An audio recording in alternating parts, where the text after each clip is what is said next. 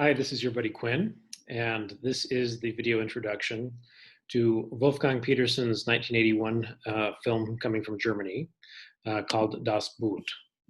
Das Boot in German just means the boat. This movie is a war movie in terms of its genre, but it's also a psychological thriller. This is the first film in our series to date that is filmed in color. So that is a bit of a change from what we've looked at before. And this film is also quite a male film. In World War II Germany, where this is set, there weren't a lot of women in submarines, and this is a submarine film. So we have primarily male actors in this film. This film also contains quite a bit of crude language.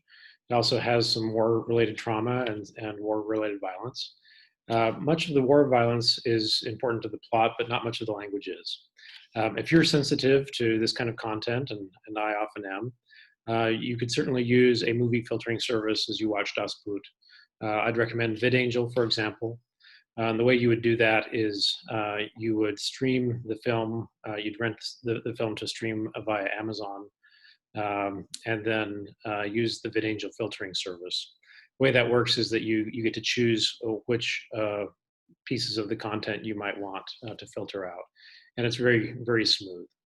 It allows you to preserve all the parts of the movie that you want to see. So if you are a sensitive viewer, that works nicely for this film. Now, you should also know that there are a few different versions of Das Boot.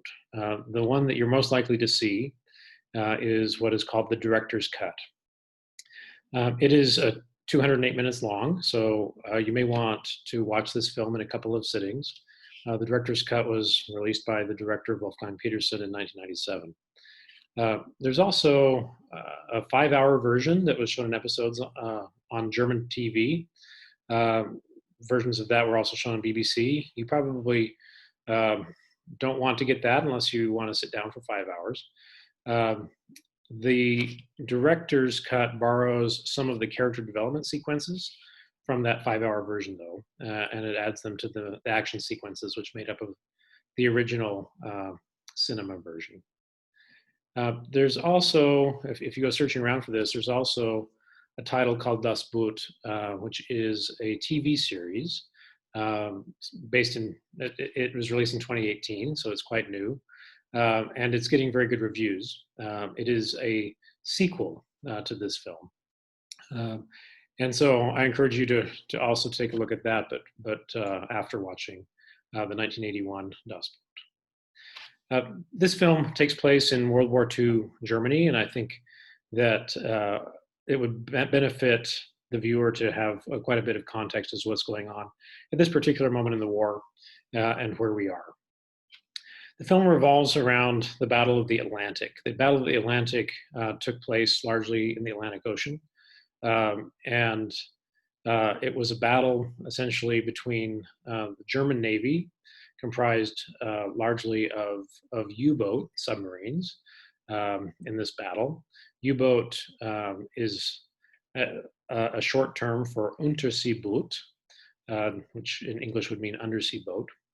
And the Battle of the Atlantic is an attempt by Germany to stop the shipping that makes its way across the Atlantic to resupply Britain, which is under a lot of German pressure at this particular time. So the story of Das Boot takes place in the autumn and in the early winter of 1941. So we're in the early to mid part of World War II. The German U-boat fleet is beginning to see quite a few casualties at this point. And France at this time has been occupied by Germany. So you will see in the film that the Germans are utilizing northern French ports as a base for their U-boat fleet.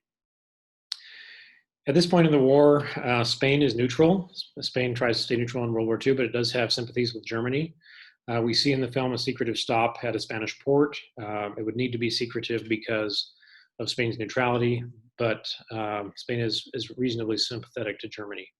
Italy is also fighting with Germany in World War II. At this point in the war, the UK is very weak, and it's really dependent on these ships that are crossing the ocean, largely from the United States. In September of 1941, around the start of this film, the Americans have decided to try to protect convoys of ships heading to the UK, and to send ships not one at a time where they can be easily picked off by U-boats, but to escort them with warships. And so you might get quite a few ships that are providing supplies, traveling together, escorted by warships on either side of them. Britain in the war controls a very important strategic point in the Mediterranean. So Gibraltar, which is a rocky outcrop at the southern end of Spain, and it's just across from the narrow strait in the Mediterranean from Morocco, is the place where the UK has its Mediterranean fleet. It's very heavily fortified, both on land and on the sea. It makes it quite difficult for Germany and Italy to send ships back and forth to support one another between the Mediterranean and the German ports on the Atlantic Ocean. I think it's also worth taking a few minutes to talk a little bit about submarines. This film takes place predominantly on a submarine, and there are many attempts in this film to make this as realistic as possible. And so some of the operations of submarines may be useful for you as you watch it. Submarines during World War II are ships that can go underwater. They're designed to blow up larger ships by launching torpedoes through the water. And they've been really effective at sinking even very, very large ships. In the Battle of the Atlantic, they would create what was known as a cordon. A cordon just being a line across key shipping lanes. This would allow these submarines to try to spot ships. If they could see any ships trying to come through, then they would notify the others and they would swarm toward them and try to launch an attack in what was known as a wolf pack to rapidly torpedo cargo ships before the escorting destroyers could come and get to them. Submarines at this period of time can go down to a depth of about 200 meters to hide from ships. And the main way that you counter a submarine attack is that a boat would sail over the submarine and drop from the back of the boat a depth charge. A depth charge would be an explosive that would travel down into the water and explode at a certain preset time or distance, and would try to hit the submarine and try to blow it up. Even if it didn't hit the submarine in a direct attack, that depth charge can release a really powerful movement of water that can ultimately crush a submarine's hull. So they were very, very dangerous attacks for submarines. World War II Allied warships were also equipped with an early form of sonar. It was known as ASDIC. And with this form of sonar, ships could send sound pings into the water that would help them detect where submarines were hiding. It was a pretty early form of sonar, which had initially been developed in World War II and in World War I. It was not terribly advanced in World War II. And one of the challenges with the sonar systems at this time was that the sonar didn't work well when you were right above a submarine. But you needed to be right above a submarine to drop that depth charge. So if you were a really good submarine commander, you could outmaneuver an attack because the ship above you was kind of aiming blind at you. They didn't have their sonar to pick up exactly your position when they were dropping those depth charge, and you could try to get out of the way. A U-boat at this time can stay underwater for about 24 hours on average before it needs to resurface. If people are inside or very, very quiet and don't move around or use a lot of oxygen, it could stay underwater for longer, maybe up to about twice that long, but 24 hours would be the norm in which you'd want to stay underwater. Destroyers, which were the combat ships that were often designed to protect these shipping convoys, would try to target submarines. And destroyers are simply the main attack ship of a fleet. They're designed to destroy enemy ships. And they're really quite fast and maneuverable. They're much faster than submarines. Submarines are good at hiding, but they're much slower. A submarine goes twice as fast if it's surfaced than if it's below water, but even at that that surface level speed, it only travels about half as fast as a destroyer. So if a submarine takes on a destroyer, it's going to lose any of the contests in terms of maneuverability. It can only really hope to hide from it underwater. It would be helpful, I think, just in general in this film to know some nautical directions, such as port, which is uh, uh, port and starboard, different sides of the boat, aft being behind, stern being the far back of the ship as opposed to the bow. Submarines also often use red light at night.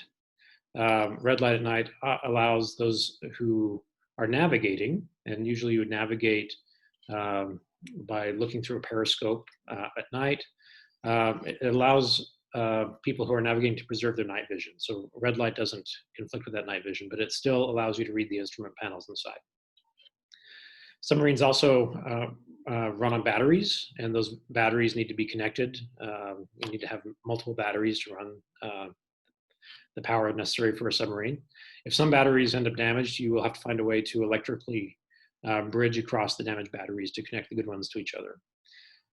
And in normal times, submarines ascend or descend below the water by regulating the amount of air and water in their ballast tanks. In emergencies, though, submarines can also try to use compressed air to blow the water out from the ballast tanks very rapidly. So taking some air and just trying to shove that water out as fast as you can, which if it works effectively, could allow a submarine to rise from the surface and to the surface in an emergency. This particular movie is about a specific U-boat. It was U-boat 96. In World War II, German U-boat captains were often considered to be great war heroes, and they were known in part based on how much tonnage of shipping that they had sunk. So if you were sinking lots of really big ships, you were known as a tonnage ace. And the U-96 was an actual U-boat that was a very successful boat that sunk a great deal of Allied shipping over more than 10 patrols over the course of the war. On a ship, you have a number of roles, and you see these roles depicted in the film. So there's a captain who is in charge of that ship. There's a chief engineer. In this movie, that engineer is referred to as the chief. There's a machinist, there's a navigator, there's a radio man who listens underwater for signals to try to help navigate from the underwater sounds. There was often someone that came from the military units that were close to the Nazi party, and there is a Nazi officer that's specifically assigned on board the ship that acts a little differently than others. You'll get to see him. There's a naval correspondent on the ship as well, and that's based on a true occurrence with this particular boat. So the movie is based on a novel that was written by someone who served as a naval correspondent to board this ship on its 7th patrol. And his notes and recollections of that particular patrol form the outline for the story that he ends up telling in the novel and then is made into a movie. So you'll see someone who is dressed in military uniform, but who is essentially assigned to a propaganda unit of the German Navy, who is there to report on the glorious victories of the U-boat. You also see a decoder who is decoding messages from base using the famous German Enigma machine that would make it difficult in the early part of the war for Allies to understand German strategy and German positions. And there is a character in this film that we see early on in the film, but not much later, who is based on a very famed captain of another U-boat. We see him in this movie actually drunk early in the scene before they leave to go on their mission. And interestingly, the actor was actually drunk in that scene. A U-boat had a 42-person crew in total in a pretty cramped space, and so you'll see a lot of people in very, very close quarters throughout this film. The director of the film is Wolfgang Petersen. He becomes really famous with Das Boot.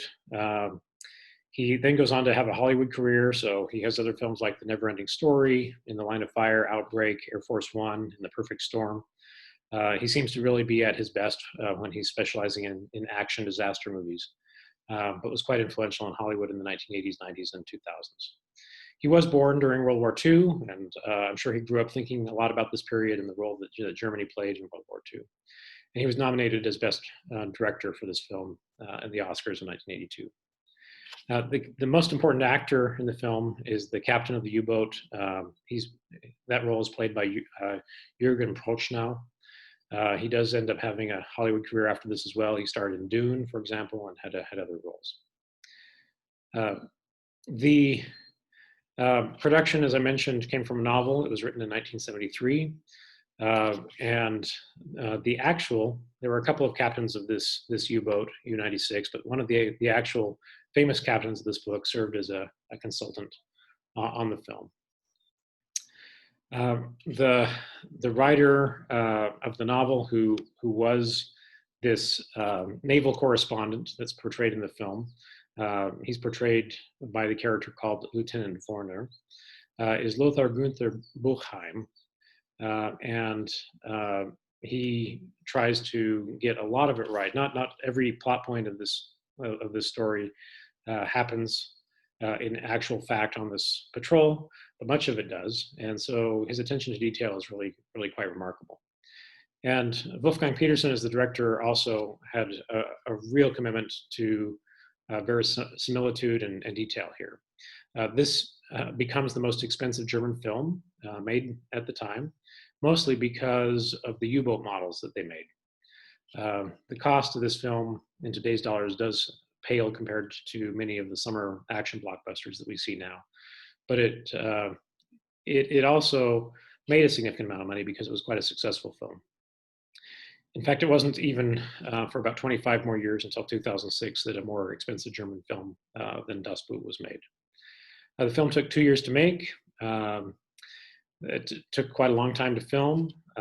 Filming unusually was actually filmed in sequence. That was in part to get the hair growth, the beard growth of the actors to be very natural in comparison with the timing of the events in the story.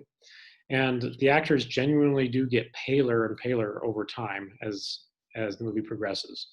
They were not allowed to go outside very much into the sun during filming because the director really wanted them to take on the physical appearance of having been in a confined space for a long time. They had to build multiple models of the boat in a variety of sizes.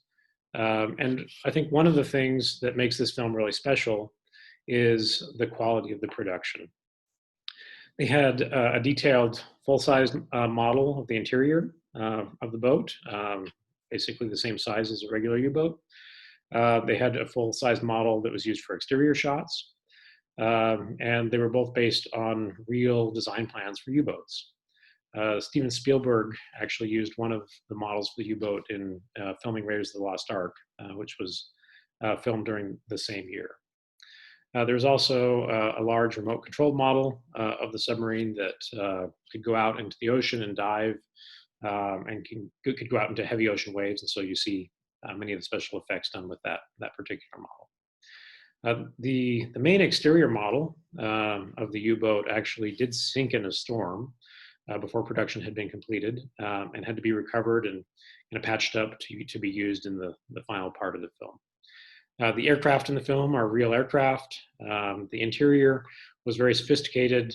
So in the interior model, it was set up so that it could be tilted, it could be bounced around by a hydraulic system. And everything filmed inside the sub was actually filmed in the tight spaces of the actual space that you could move around in a U-boat. So in that sense, it was a very realistic film. The crew was also recruited from throughout Germany to try to mirror the types of faces, types of German dialects that you would get from the soldiers being recruited into a U-boat crew by the Nazis. And in part because the technology that they were using to get a camera into these very small spaces using some gyroscopes that made some noise, the film was actually largely shot silently, and then the actors would dub over their lines. And so you may notice just a little bit of gap there. And that was just because of the camera technology that they were using. one of the scenes where it's an exterior scene where waves go up, they hit the submarine, knock over one of the sailors, the sailor falls and man overboard. That actually did happen. It was a real sequence that happened accidentally during the production. That actor does get injured. He ends up in the hospital for a long time. They had to drag him back and forth a little bit from the hospital to the set for other sequences. So in addition to this really interesting, expensive production, some of the other things that make this film special. It was the first foreign language film ever to get a total of 6 Oscar nominations, so it was recognized as a really important film at the time. And it's considered to be the most realistic submarine experience of any major film to date. For people who have sailed on submarines, this is the film that they say best approximates that experience. You do get a really genuine feeling of claustrophobia when you watch this film. I even felt a little bit seasick once or twice, which is a tribute to the quality of the realism of the production. A few things to watch out for. One is that the German perspective on World War II is addressed here in ways that are very different than in most American movies. If you compare and contrast Das Boot with Raiders of the Lost Ark, both are set in World War II. Both have extensive portrayals of Nazis. They're very, very different in how they do that. They both came out the same year as well. There's a difference in perspective and attitude between the new fresh sailors that joined the boat and those who have become much more war-hardened over time. Those sailors are more cynical. They tend to be less ideological. And I think you want to ask yourself, are these Nazis, right? Are the folks that are actually serving on these U-boats trying to sink Allied ships, are they actual Nazis in the way that we think about them? We do know from history that U-boat sailors were some of the least pro-Nazi of the armed forces, but they did serve the Nazi agenda.